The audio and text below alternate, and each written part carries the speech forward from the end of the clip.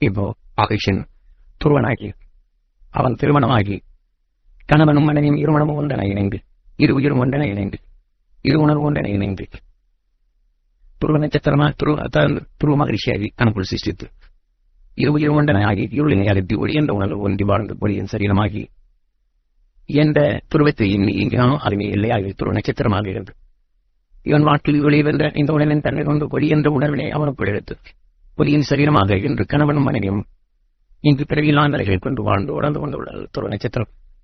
அதனின்று வெளிப்படும் உணர்வலைகளை சூரியன் கவர்ந்து வருகின்றது, பிரபஞ்சத்தில் பரவச் செய்கின்றது. நமது பூமி அந்த துருவப்பாதை நம்ம பூமிக்குள் பரவச் செய்கின்றது. இந்த நேரம் அதிகமாக வரும் நேரத்தினால் நமது எண்ணங்கள் துருவத்தை நோக்கி அந்த உணர்வை பெற வேண்டும் என்று இயங்கினால் அதை நாம் நுகர நிறைகின்றது. நம் உடலுக்குள் அது பரவுகின்றது.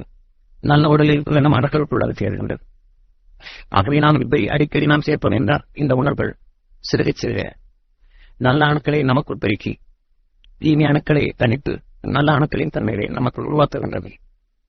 ஆகவே இப்போது நாம் ஆகேஷன் துருவனாகி துருவ மகிழ்ச்சியாகி துருவ நட்சத்திரமான அதிலிருந்து வரக்கூடிய பேர் அருளும் பேரொழியும் நாங்கள் பெற அருள்வாய் ஈஸ்வரா என்ற பூர்வமத்தில் எண்ணி உங்கள் உயிரான ஈசனிடம் வேண்டி துருவ நட்சத்திரத்தின் பால் உங்கள் நினைவினை செலுத்தி அந்த துருவ நட்சத்திரத்தின் பேரருளும் பேரொழியும் நாங்கள் பெற அருள்வாய் ஈஸ்வரா என்று தன்னை மூடி ஈஸ்வரா என்று சொல்லும் போது பூர்வமத்தில் உங்கள் உயிரை நினைவு கொண்டு ஈஸ்வரன் என்றாலே உங்கள் உயிர் தான்.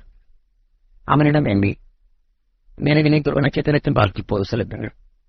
அதனின்று வரும் பேரருளும் பேரொழியும் நாங்கள் பெற அருள்வாய் ஈஸ்வரா என்று திரும்ப திரும்ப எண்ணி இயங்கியார்கள். இப்போது அதன வரும்போது உங்கள் பூர்வமத்திய வழிதான் உங்கள் உடலுக்கு செல்லுகின்றது இந்த உணர்வுகள்.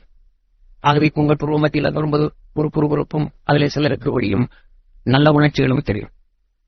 ஆகவே சிலருக்கு அந்த குறுகுறு என்று இருக்கும்போது சிறிது வலியும் இருக்கும். காரணம் நம்முடன் உள்ள தீய அணுக்களை கொண்டிடும் அந்த அரும்பெரும் சக்தி அங்கே இது வரும்போது தீய அணுக்களுக்கு செல்லும் இந்த உணர்வினை அது மாற்றுகின்றது.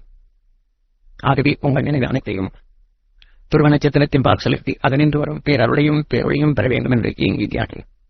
திரும்ப திரும்ப துருவ நட்சத்திரத்தின் பேரருளும் பேரொழியும் நாங்கள் பெற அருள்வாய் ஈஸ்வரா உங்கள் நினைவு துருவ நட்சத்திரத்தின் பால் இருக்க வேண்டும்.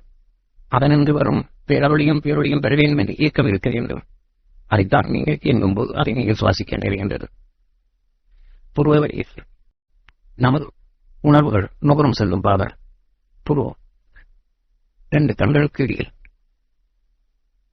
புருவமத்திய உயிரின் இயக்கம் அதன் வழி உயிரின் துணை கொண்டு துருவ நட்சத்திர துருவத்தில் வரும் பொருள்களை நம் புருவத்தின் வழி கொண்டு நம் உடலுக்குள் உள்ள அணுக்களுக்கு அந்த உயர்ந்த சக்தியினை நாம் ஊட்டுகின்றோம்.